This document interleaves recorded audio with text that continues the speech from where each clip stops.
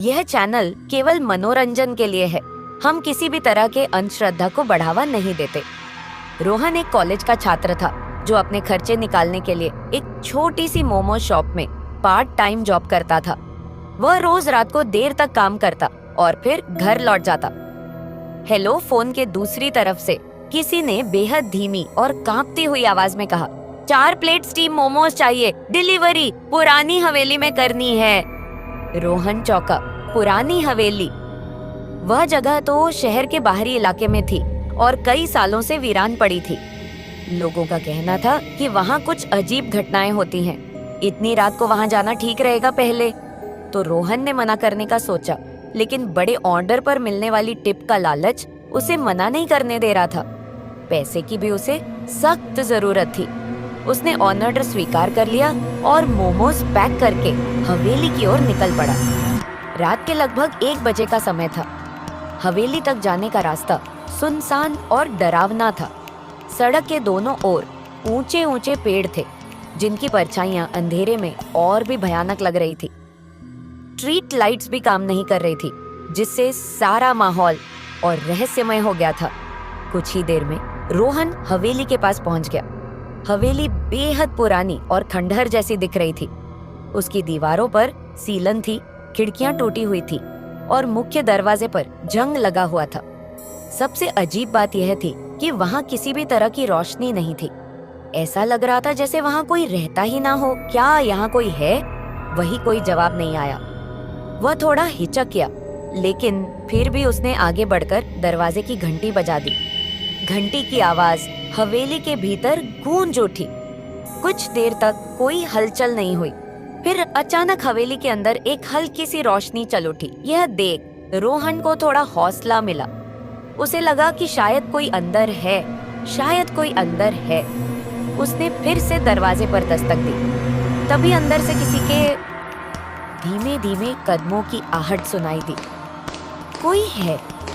दरवाजा धीरे धीरे खुद बखुदा हुए खुल गया। ठंडी हवा का झोंका बाहर आया, जिससे रोहन के रोंगटे खड़े हो गए। उसने झिझक हुए अंदर झांका। हॉल थी जहां एक पुराना झूमर झूल रहा था और हल्की रोशनी फैली हुई थी। तभी अचानक रोहन की नजर फर्श पर पड़ी, जहां एक काली बिल्ली किसी चीज को घूरते हुए अंदर के एक कमरे की ओर भाग गई। तभी उस कमरे की लाइट जल गई और टीवी भी अपने आप चालू हो गया। टीवी पर कोई पुरानी डरावनी फिल्म चल रही थी और बच्चों के हंसने की आवाजें आ रही थी। यह क्या हो रहा है? रोहन घबरा गया। उसे यकीन हो गया कि कुछ तो गड़बड़ है। तभी उसे महसूस हुआ कि कोई उसे घूर रहा है। उसने चारों ओर देखा। सामने हॉल में तो छोटी बच्चियां बैठी थी। वे बिल्कुल चुपचाप थी, लेकिन उनकी आंखें स्थिर थी, जैसे वे रोहन को ही देख रही हो। तुम लोगों ने मोमोज मंगवाए थे, बच्चियां कुछ नहीं बोली। वे बस उसे घूरती रही। तभी उनमें से एक ने अपनी पतली उंगली से हवेली के एक और कमरे की ओर इशारा किया। रोहन ने अनायास ही पलटकर देखा और जैसे ही उसने पलटकर देखा, उसकी सांस अटक गई। उसके ठीक पीछे एक काली छाया थी, लंबा सा साया, जिसकी आंखें अंगारे जैसी जल रही थी। रोहन का पूरा शरीर सुन्न पड़ गया। उसके हाथ से मोमोज के डिब्बे नीचे गिर पड़े। साया धीरे धीरे उसकी ओर बढ़ रहा था। बच्चियां अब अजीब सी हंसी हंसने लगी। मुझे जाना है। रोहन ने जान बचाने के लिए दौड़ लगा दी। वह से बाहर निकलने के लिए पूरी ताकत से भागा। जैसे ही वह दरवाजे तक पहुंचा, दरवाजा अपने आप बंद हो गया। अब तुम यहाँ से नहीं जा सकते। रोहन ने घबराकर पीछे देखा। वह भयानक छाया अब उसके बेहद करीब थी। उसकी हड्डियों से खटखटाने की आवाज आ रही थी। रोहन ने पूरी ताकत लगाकर दरवाजा खोला और जैसे तैसे बाहर कूद पड़ा। उसने बिना पीछे देखे अपनी बाइक की तरफ दौड़ लगाई, लेकिन जैसे ही वह बाइक तौर के पास पहुंचा, उसकी बाइक अपने आप गिर गई और उसके टायर पंचर हो गए। तभी उसे महसूस हुआ कि कोई उसके ठीक पीछे खड़ा है। नहीं, उसने कांपते हुए बाइक के शीशे में झांका। शीशे में वही भयानक साया दिखाई दिया और उसके साथ वे दोनों बच्चियां भी थी। वे सब उसे देख रही थी, बिना पलक झपकाए।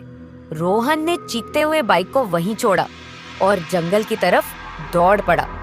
वह तब तक भागता रहा जब तक कि उसकी सांसें फूल नहीं गई। सुबह की पहली किरण के साथ जब वह किसी तरह अपने घर पहुंचा तो वह हाँफ रहा था, कांप रहा था। अगले दिन उसे पता चला कि वह हवेली सालों से वीरान थी।